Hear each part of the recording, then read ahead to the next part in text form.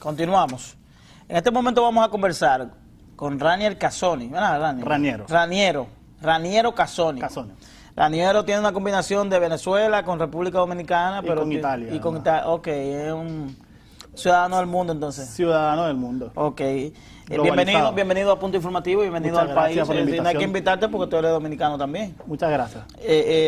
Nosotros quisimos invitar a Raniero para conversar esencialmente sobre los principales hechos que se dieron en el plano internacional, principales noticias. Hubo muchos cambios en materia de gobierno y ese tipo de cosas en algunos países latinoamericanos, y quisimos invitarte con relación a eso para que nos haga una panorámica de... Sí, lo primero que hay que conversar es sobre el atentado que hubo en Francia. Yo creo que eso marca un antes y un después de lo que va a ocurrir en el mundo y de lo que va a ocurrir este 2016 en la lucha contra el terrorismo. Creo que eso es un hecho que además marca la sensibilidad, porque estamos hablando de un radicalismo que se pone en evidencia o que pone y amenaza a lo que son las grandes ciudades y, por cierto, la tranquilidad de las urbes, digamos, de primer mundo. Sin embargo, ya han empezado a hacer ciertas amenazas, por ejemplo, empezando el año, a México. Otro caso que también es importante discutirlo, sobre todo más al entorno latinoamericano, más para República Dominicana, es hablar de las elecciones en Haití. Cuando uno habla de las elecciones de Haití, uno tiene que saber que afecta directamente la relación con República Dominicana, y más con todo este entorno de la situación de la migración, que los deportados, la relación de que sí se dio residencia a algunos haitianos, dicen que el 50%, pero digamos que esa relación con ese gobierno va a ser muy importante para el progreso también de ambas naciones y las buenas relaciones diplomáticas. Otro caso de lo que hay que conversar también es lo ocurrido en Europa, y es la tendencia de nuevas fuerzas políticas que ponen en juego o en jaque a las fuerzas políticas tradicionales. En el caso de Podemos y Ciudadanos en España, el caso de Syriza en Grecia, es el caso también, porque también hay que trasladarlo a Latinoamérica, hablar del triunfo que hubo el año pasado del Bronco del Nuevo León. Y que ha sido un paradigma en lo que tiene que ver con Latinoamérica en el tema de marketing político. Claro, y eso lo estuvimos hablando en la cumbre de la UAS en junio acá, donde él presentó incluso cómo ganó, cuál fue su tendencia en las redes sociales, pero además también hay que hablar de Kumanoto, un joven que ganó la diputación en el estado de Jalisco con solo 26 años. ¿Solamente a través de las redes sociales? No, haciendo activismo comunitario, construyendo la maquinaria política, que son modelos que antes que existían en los partidos, pero que se han vencido porque se quedan en las cúpulas. Entonces solo son llamados para hechos puntuales. Y el modelo de Kumanoto es un modelo que además proponemos dentro de nuestra consultoría, que es cuando uno habla del 1 por 10, es empezar a generar valor social. Kumanoto hizo algo que para nosotros es importante, es que involucró a la ciudadanía en resolución de conflictos o resolución de temas puntuales de la ciudadanía.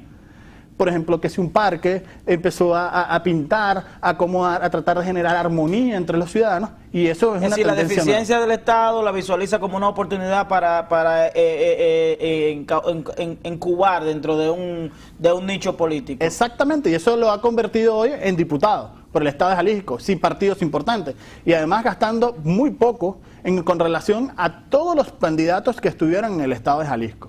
Aquí hubo una candidata, creo que en el año 2010, candidata a alcaldesa por municipio Santo Domingo Norte, Leti Vázquez, que frente a una deficiencia del alcalde actual, que era de su propio partido, había una deficiencia, una exigencia a la población con el tema de la basura, ella rentó camiones y hizo la labor del alcalde, de limpiar la ciudad y todo lo demás, pero yo creo que desde el punto de vista del impacto, tuvo mucho impacto esa actividad, pero a ella parece que no le favoreció el tiempo, parece que lo hizo muy corto a las elecciones y no tuvo la difusión y por ahí creo que anduvo el asunto. Es que este 2015 nos demuestra que la ciudadanía está dispuesta a participar, pero a participar con propuestas reales. Y es que precisamente se han tenido que reinventar algunos partidos políticos tradicionales. Vamos a hablar de la victoria de Macri en Argentina. La victoria de Macri en Argentina es una victoria construida desde hace 20 años. Mauricio Macri ha creado un partido político nuevo, pero además involucró partidos como la Unión Cívica Radical, que fue gobierno en el 83, que fue muy importante para la Argentina. Macri es también producto de esta concertación que se está generando es parte de en esa concentración de Latinoamérica, generar maquinarias, de generar conciencia, de a involucrar, través de una propuesta. a generar propuestas, y eso es muy importante. También tenemos que hablar, cambiando ya un poco el tema, de la victoria en Venezuela.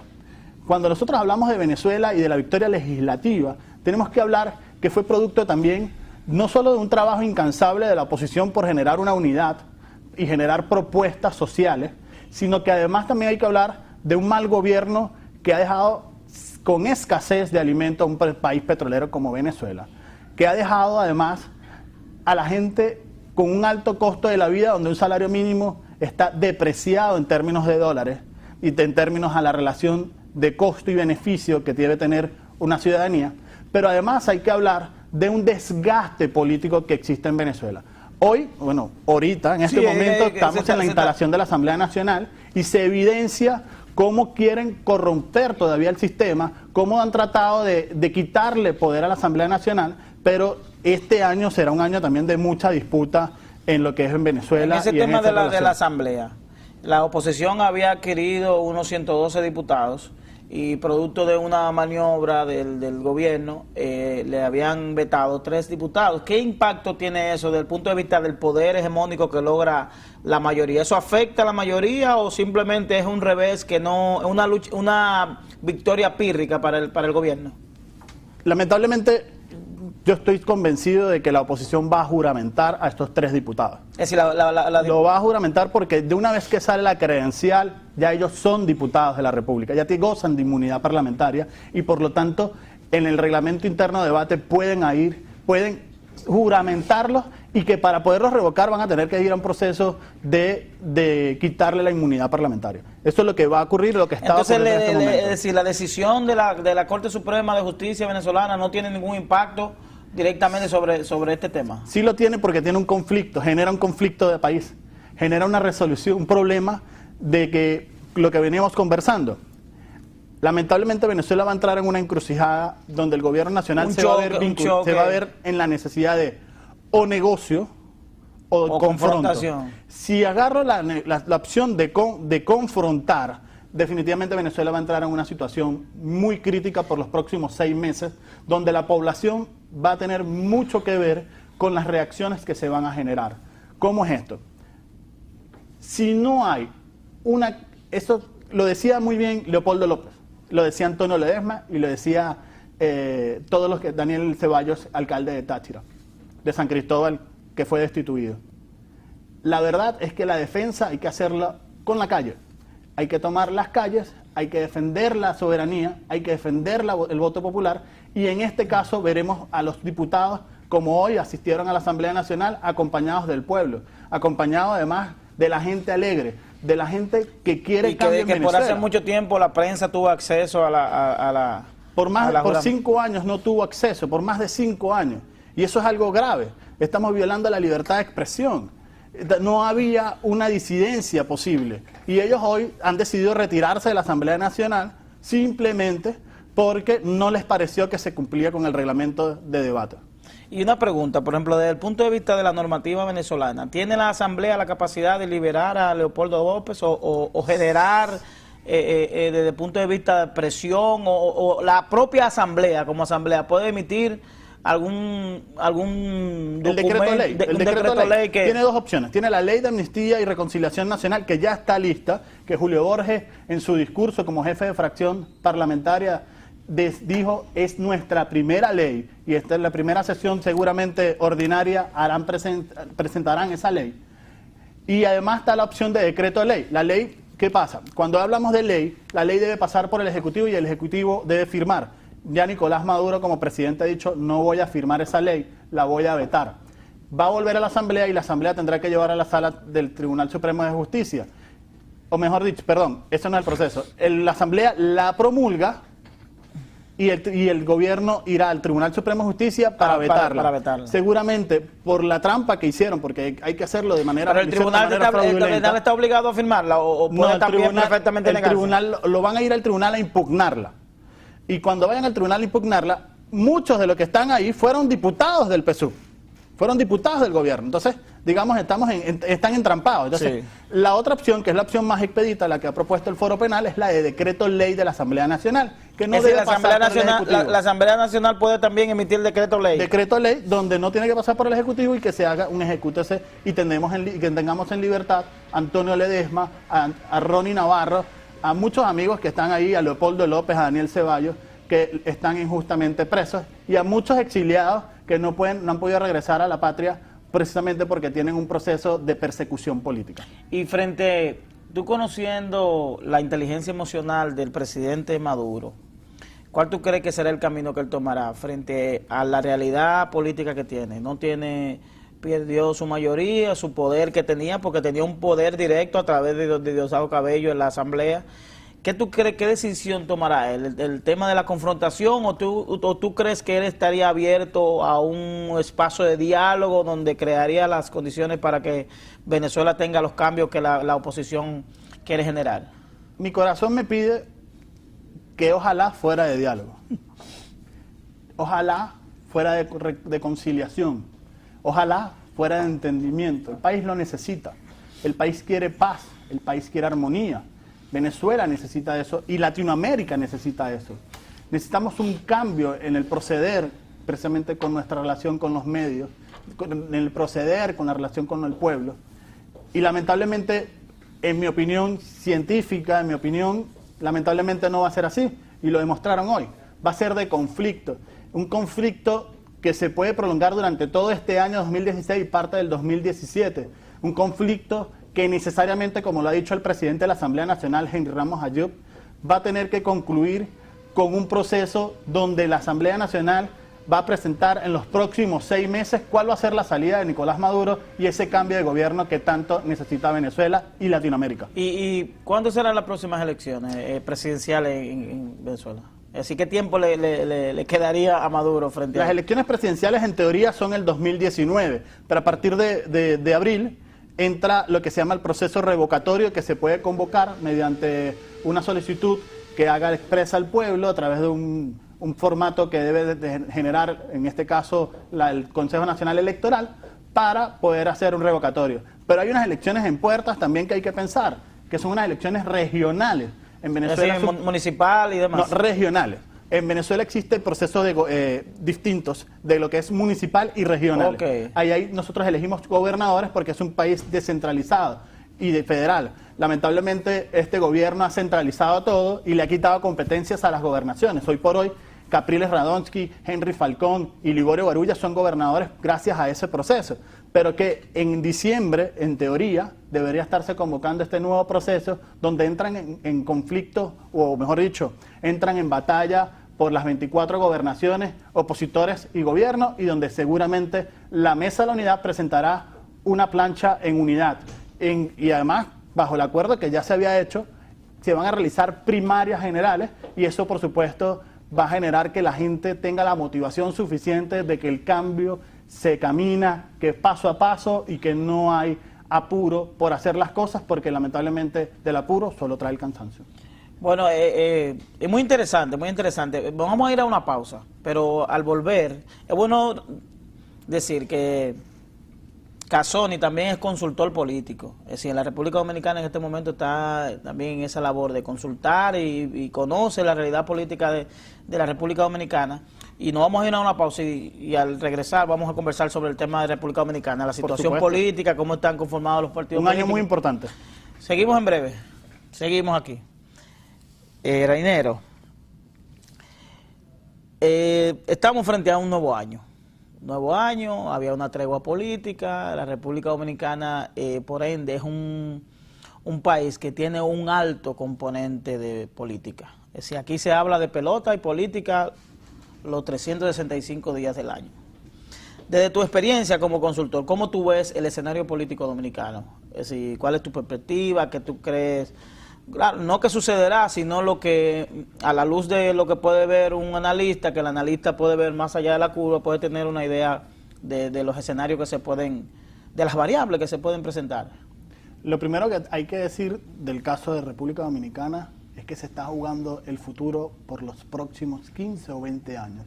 Estamos hablando de un proceso que es inédito porque convoca nuevamente a todos a una elección donde se elige desde el regidor hasta el presidente de la República.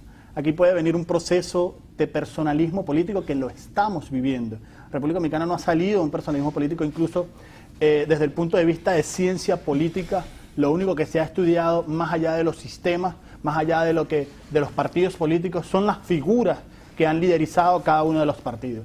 Yo respeto y admiro mucho a Juan Bosch, creo que Antonio Peña Gómez también fue un gran hombre, creo que Balaguer también hay cosas rescatables de su gestión, hablar de Trujillo también como el constructor que eso es algo también que hay que decir, o sea, de una u otra manera Trujillo construyó el Estado-Nación como Juan Vicente Gómez lo hizo para Venezuela. Nunca y jamás apoyaré una dictadura, pero hay que decir los elementos positivos. Hay que decirlo, pero precisamente hay que estudiarlo y analizar muy bien este proceso. En el último periodo, en los últimos 20 años, tenemos un personalismo político marcado de lo que fue o de lo que es Leonel Fernández, Danilo Medina ahora e Hipólito Mejía. Son tres figuras importantes en la República Dominicana. Y convocar a este proceso eleccionario, donde se reformó la Constitución, que además no fue de la manera más adecuada porque no se convocó a la soberanía popular para expresarse. Porque además, yo diría que aquí en esta campaña política, los dos hechos más importantes que han ocurrido del 2015 para la República Dominicana fue, uno, precisamente esa reforma, y que además la gran disputa no vino de la oposición, la gran disputa vino de interno del PLD. O sea, el discurso de Leonel Fernández, que es muy importante leerlo, muy importante revisarlo, discutiendo precisamente los parámetros en la que se estaba aprobando esa reelección. Y lo otro que hay también, que fue lo que, como para cerrar con broche de oro en el 2015, que es lo que yo creo que está entrándole picante a esta campaña electoral, fue que precisamente que el Partido Reformista cumplió el mandato que también estaba en las encuestas. Las encuestas estaban indicando que lo mejor que podía hacer el Partido Reformista era o irse solo o aliarse con el PRM. Y lo hizo. Y yo creo que eso nos va a convocar a que este año, a partir del 5 de enero... ¿Qué impacto, desde el punto de vista de esa decisión del Partido Reformista, que tú planteas que es una decisión correcta desde el punto de vista de la estrategia política, qué impacto ha tenido eso frente al escenario político, frente al espectador, frente a la ciudadanía? ¿Qué piensa hoy la ciudadanía del Partido Reformista? Lo primero, más allá de pensar por el Partido Reformista, lo primero es que le pone picante a una batalla electoral que todo el mundo daba por descontado que ganaba Danilo. Al sol de hoy sigue ganando Danilo, pero es porque realmente los actores políticos no le han sacado el picante, el jugo a los que son sus discursos. No hemos convocado, es que los consultores políticos que han estado también en juego no han podido convocar la emocionalidad del momento y estamos como enjaulados en que todavía no hay oposición. Yo creo que esa elección no la hemos podido medir después de que hayan tomado la decisión, y más por diciembre, que diciembre, digamos, hubo la tregua política, pero que luego estoy seguro que empecemos a medir y empieza a entrar el fragor de lo que es una campaña política, seguramente el Partido Reformista saldrá mejor parado, porque era lo que pedía las encuestas antes. Eso nos lleva a que definitivamente Danilo Medina con sus spots publicitarios tiene que sacarle más juego, más provecho a lo que ha sido su gestión. Y la verdad, no me ha gustado ninguno de los spots publicitarios. El de Abinader, yo creo que los 15 segundos más brillantes de un spot publicitario lo vi en el spot publicitario de la torta. Pero qué malo que sale después de la torta, porque parece precisamente que estuviera jugando con eso. Entonces, digamos, son dos cosas, dos elementos que si no se explotan durante la campaña electoral, donde no se convoca el emocionalismo, donde no se construyan maquinarias que están desarticuladas y la única que existe en este momento es la del PLD, si no se hace ese trabajo político, señores, ganó el PLD. Pero disculpa, Darío. Sí. Y que lo que más me preocupa es precisamente que algunas de las dos partes tengan una victoria absoluta, porque eso definitivamente marcará el destino por los próximos 15 y 20 años de la República Dominicana. Y yo quiero que se vean un poco en el espejo en Venezuela. En Venezuela, precisamente 20 años atrás, en el gobierno de Jaime Luchinchi, que es el que más me asemeja a República Dominicana, hoy se convivía en una situación donde la popularidad del presidente era muy buena, pero la oposición estaba muy marcada simplemente en el silencio. Y la única oposición real era dentro del mismo partido de Jaime Luchinchi. Pero lo bueno de Venezuela en ese momento era que no había reelección. Aquí sí está la reelección. Y aquí está, como tú lo dijiste al comienzo del programa, un caldo de cultivo donde hay una diferencia social, donde tiene que convocar no solo a los políticos, aquí tiene que convocar a los empresarios. Los empresarios tienen que entender cuál es su rol en la sociedad. Bien lo decía San Agustín, si la empresa es una creación de la sociedad, para la sociedad, tiene que generar beneficios también para la sociedad. Entonces, una de las cosas que hay que hacer es la responsabilidad social empresarial, que he escuchado de verdad a muchos empresarios hablando de eso. De hecho, uno de los que lo ha venido haciendo es precisamente el grupo Vicini, cuando habla de la relación con Haití y de la frontera. Sí. Entonces, dejo eso como reflexión de lo que se viene para la República Dominicana y del cambio que hay que generar en la política. Por cierto, que el profesor Roberto Isurieta, que es coordinador de la maestría en la George Washington University, decía, el gasto excesivo que hay en la República Dominicana para lo que es electoral es un gasto excesivo, se gasta más de $30 por persona, y eso es un exabrupto, y eso no nos convoca precisamente a un progreso. Entonces, ahí pudiera justificar lo que ocurre cuando la CELAC, la CEPAL, dice que República Dominicana tiene un alto crecimiento, pero que no se ve... producto de la inversión, que la inversión está mal dirigida. La inversión exactamente. Es decir, hay una alta inversión, pero no una inversión pública, sino una inversión en el activismo político. Hay una pregunta, ¿qué papel tú crees que jugará el tema de la corrupción en lo que tiene que ver con la campaña, en la campaña del 2016? La corrupción tiene que ver dependiendo del sector al que tú entres o convoques. Hay que verlo y decírtelo a la ligera. No, es que la corrupción va a ser un tema importante, va a ser un tema importante para el Distrito Nacional, va a ser un tema importante para Santiago, sí. Va a ser un tema importante a la clase media. En Pedernales no le... Pero en Pedernales, en Barahona, en Mamá Juana, no. San Juan, no va a ser importante. Entonces, a menos que sepamos llegarle a esas personas. Hay que hacer focus group. Yo creo que el empirismo en política se está acabando cuando vemos, por ejemplo, el Bronco de Nuevo León, y lo decía en la cumbre, nosotros hacíamos focus group para ver qué mensaje nosotros dirigíamos cada cierto tiempo. Tenemos que hacer encuestas para medir precisamente lo que hacen. Pero lo que más importante es que tenemos que construir cada uno de los partidos políticos una maquinaria que nos permita tener una victoria electoral. Es lo que reduce la incertidumbre. Eso es lo que al final eran los partidos políticos y lo que creo que en esencia tienen que rescatarla. Son articuladores de las necesidades del pueblo. Y si son articuladores de las necesidades del pueblo, deben convocar a militancia que trabaje por las soluciones y militancia que trabaje por un ideal político, por una oferta electoral, no simplemente en campañas electorales. La verdad es que muchos de las campañas, muchos de los partidos políticos, muchos de los candidatos están tardes hoy. Si arrancan hoy para construir su maquinaria electoral y reducir la incertidumbre, están tarde, pero aún a tiempo. Si esperan a febrero, a marzo, que es lo que además la costumbre latinoamericana, que esperamos a última hora para hacer las acciones.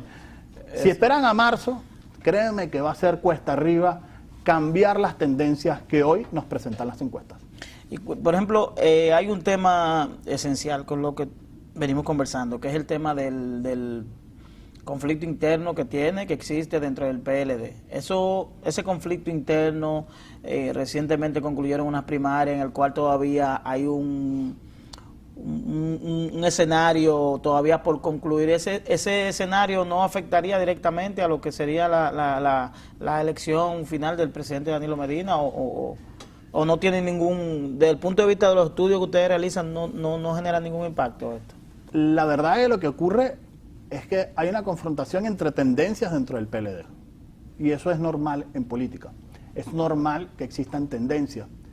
Yo creo que un factor importante, y que lo han dicho todos los analistas, para el triunfo y garantizar el triunfo de Danilo Medina es involucrar a Leonel Fernández. Si Leonel Fernández no está involucrado en la campaña, no participa activamente, yo soy del PLD y me preocuparía.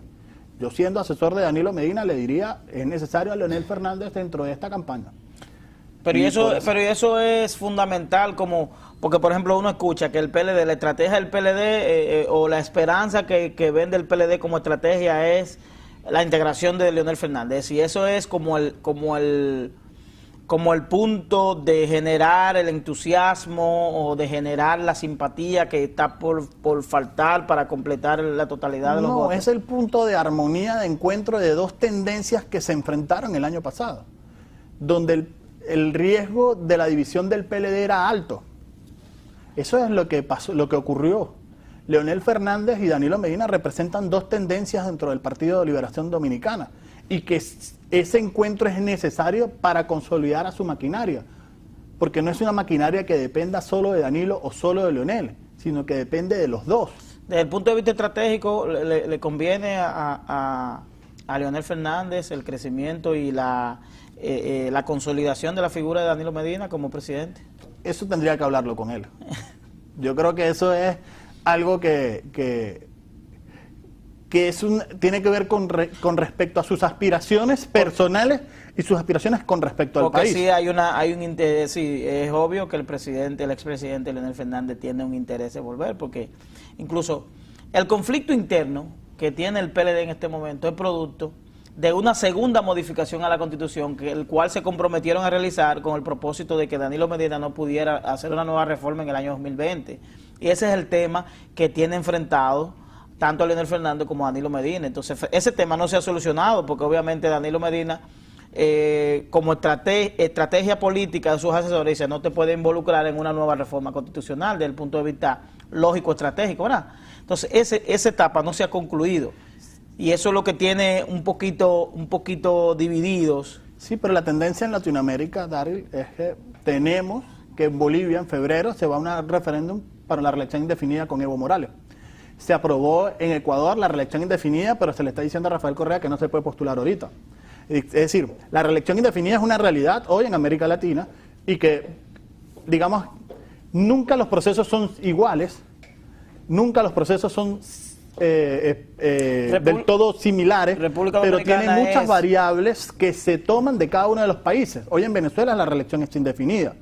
Digamos, sí es posible que Danilo Medina reforme la Constitución de aquí al 2020 de ganar. República Dominicana es un país reeleccionista. Lo que se cuestiona es que el presidente Danilo Medina creó un ambiente de que no volvería, de que no le interesaba, entonces eso es lo que hoy convoca a la población a que ese nivel de credibilidad que tenía el presidente Medina, porque el presidente Medina había logrado en 2 años tener un liderazgo en la población en sentido general, no era solamente en el seno del PLD, sino en toda la población. Es decir, la República Dominicana veía a Danilo Medina como un ser humano honorable, que le puso cercanía al gobierno, asequible, y con una forma de hacer gobierno muy distinta a los escenarios que habíamos tenido en República Dominicana. Entonces, al presentarse el tema de la reelección, eso como que pone en una especie de limbo a la psiquis del dominicano.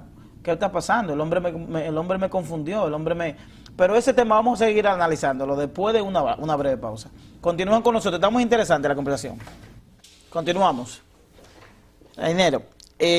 Hay ya en esta última etapa del programa, tenemos la franja de los partidos mayoritarios, de los llamados partidos mayoritarios.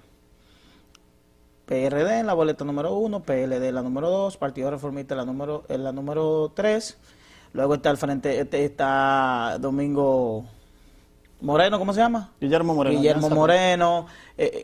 ¿Cómo tú crees que quedará la conformación a nivel de la boleta, del tablero político de la República Dominicana? Indudablemente yo creo que la disputa va a ser entre el Partido de Liberación Dominicana y el Partido Revolucionario Moderno. Una de las cosas que me preocupa hoy, y lo conversaba, es que la disputa en la calle o lo que hemos encontrado en los focus group es precisamente que la gente no siente que hay una oposición o no siente que Luis Abinader es el candidato que los convoca. Yo creo que, de hecho, lo comentábamos, cómo hemos logrado hablar de Danilo y de Leonel y no hemos hablado todavía de Luis Abinader. Es decir, definitivamente hay que despertar ese interés en los medios de comunicación, y para eso quizás hay que ser irreverente, llegar con mensajes claros, incluso con polémicas que se pueden generar, porque si alguien bien lo hacía y entraba en cualquier mesa de discusión es Hipólito Mejía. Basta que Hipólito Mejía asuma alguna declaración para que se genere toda una respuesta. Luis Abinader ha hablado varias veces y he visto cómo se va diluyendo un poco, pese a que, vuelvo y repito, el hecho de la alianza con el Partido Reformista generó respuestas de parte del gobierno. Es decir, se posicionó en la agenda de opinión pública y eso es muy interesante. Definitivamente esos son los dos partidos que es van decir, a la luchar. prudencia no es un buen elemento en el debate político. Es decir, Cuando tú eres- en cuando cierto tú eres- modo hay que ser... Cuando tú eres el candidato, tú tienes que generar una discusión en torno, tienes que robarte la agenda pública. Tú definitivamente tienes que convertirte en el boca a boca para que la gente se opine, la gente sienta que hay una representación. Eso es lo que ocurre. La gente está cansada quizás, y por eso las encuestas no favorecieron a Hipólito Mejía, pero definitivamente favorecían a Luis Abinader porque era un hombre, es un hombre joven. Pero tiene que convocar a la población a que la gente lo crea en él y que genere opinión pública. Eso es muy importante. El Partido Reformista se convirtió en opinión pública durante 2 meses en función de cuál iba a ser la alianza. Yo creo que Quique Antunes y Aito Bisonó movieron muy bien sus piezas para que el Partido Reformista hoy fuera una tendencia y manejara la agenda pública. Y empezando el año, estamos hablando de eso. Y eso fue muy importante también.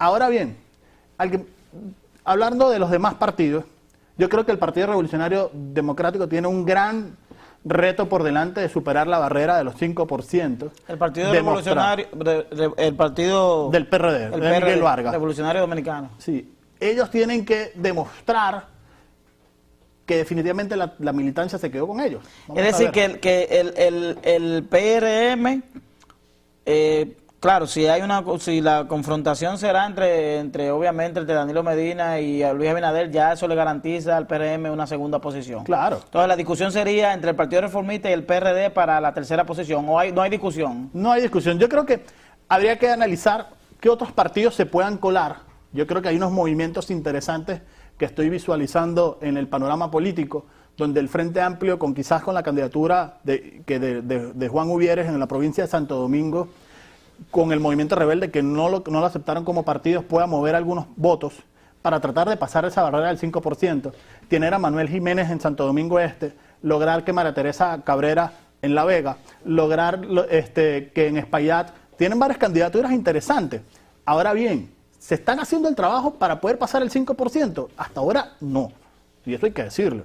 Entonces, otra que tú me vas a preguntar, no sé, Alianza País. Sí, pero ya no tenemos que ir. Nos vamos a convocar para una segunda. Vamos a estar dando seguimiento. Vamos a estar conversando permanentemente Claro. con lo que tiene que ver con la situación. Y te agradezco que haya tomado muy interesante la conversación Muchas gracias. y estás convocado para una nueva oportunidad. Muchas gracias, David. Gracias por estar con nosotros y nos vemos el próximo martes.